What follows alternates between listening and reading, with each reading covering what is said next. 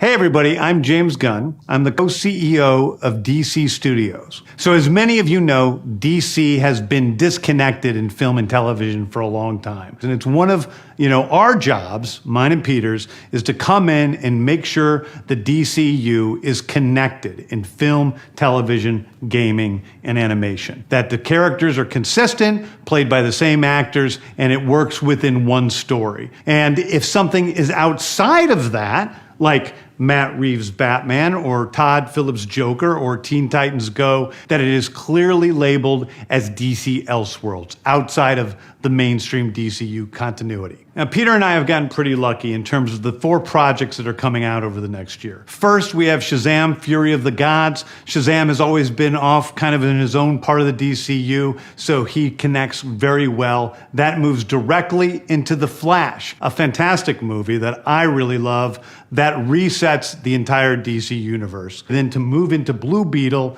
a fantastic film about a kid who's a marvelous part of the DCU, and then into Aquaman 2, which leads directly into our next few projects, which I'm going to tell you about now. So, Peter and I, along with a group of very talented writers, have started to map out an 8 to 10 year plan of what DC Studios will be in film, television, and gaming. This first chapter is called Gods and Monsters. Now, what I'm about to tell you, is a part of the first chapter. It's not the entire first chapter.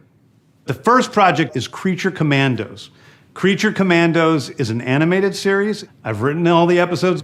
Something we're going to do that's a little bit different at DC is we're going to have characters move into animation, out of animation, usually having the same actor play their voice as who plays them in live action. The next project up is Waller. This is a story of Amanda Waller, played by Viola Davis.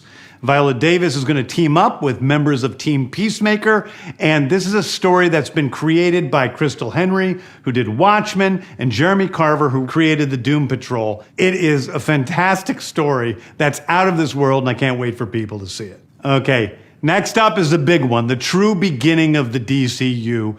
This is called Superman Legacy. This is being written by me. I'm in the middle of it. I'm having a great time doing it.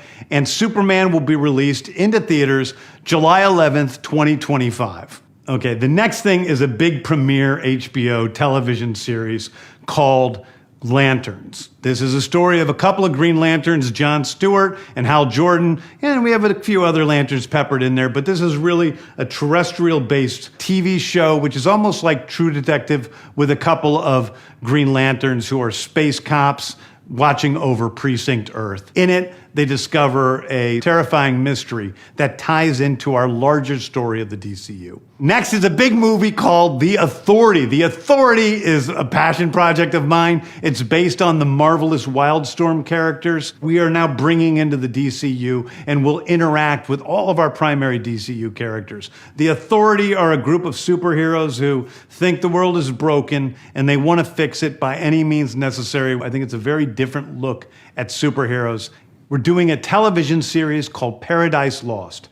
Paradise Lost is the story of Paradise Island, usually known as Themyscira, which is the birthplace of Wonder Woman. It's almost like Game of Thrones with Westeros, but with all of the inhabitants of Paradise Island. The introduction of the DCU's Batman is The Brave and the Bold. The Brave and the Bold is the story of Batman and his actual son, Damian Wayne. This is based on Grant Morrison's great comic book run. Damian Wayne is my favorite Robin. He's a little assassin who Batman tries to get in line, and so this is the story of the two of them and the beginning of sort of the Bat family in the DCU. Next up is a TV series called Booster Gold. Booster Gold is one of comics' really popular cult heroes. He is a fascinating guy. He's a loser from the future who uses future technology to come back to present day and become a superhero so that people will love him. It is basically the superhero story of imposter syndrome on an HBO Max series. One of my favorite comic book series from last year was Tom King's run on Supergirl, Woman of Tomorrow. And so we're going to turn that into a big science fiction epic film.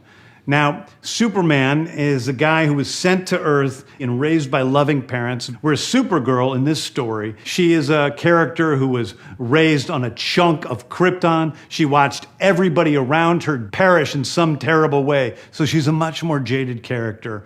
And that brings me to Swamp Thing, the last thing we're going to talk about, a very dark horror story in the origins of the monster who is Swamp Thing. And although it's totally outside of the rest of the DCU, it will still feed into the rest of the stories. Anyway, those are the stories that I can tell you about right now. I've loved the DC characters since I was a child. They're incredibly important to me. I knew that this was a once-in-a-lifetime opportunity to do something very different. One of the things that's very important for me in all of these movies and TV series is that the director's vision and the vision of the writers and all of the creators is unique and something special. Storytelling is always king. That's all that matters to us. And I want to be true to those stories. I want to be true to you guys and really give you something different than you've ever seen before. Anyway, thank you, everybody. I appreciate you watching. I hope this was exciting for you because it's really exciting for me. And I can't wait to start to dive into these stories with you guys on this grand adventure.